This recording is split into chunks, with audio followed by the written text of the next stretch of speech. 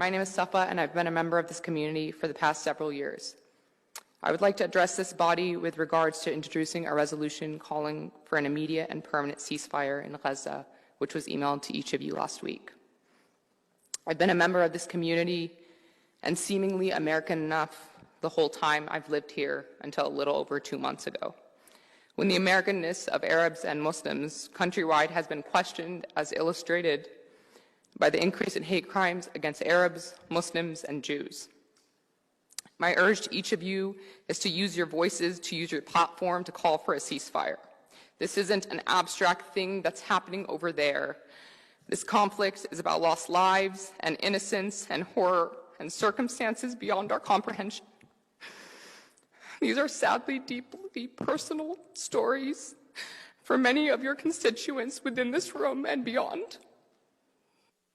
These are stories of 14-year-olds with lost limbs and grandmothers losing 22 members of their families in 2 days. They're stories of displacement, lack of humanity, dignity, and injustice that is impossible to articulate.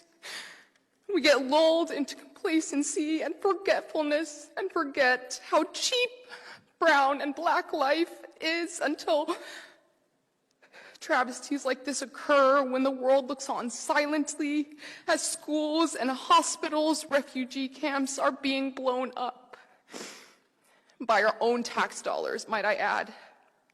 It doesn't matter what your political persuasions are, all of us are seeing the images of unimaginable pain and suffering, and let me be crystal clear about what I'm asking. My request to this body is to make your stance clear on victimhood and injustice and who has claims to it.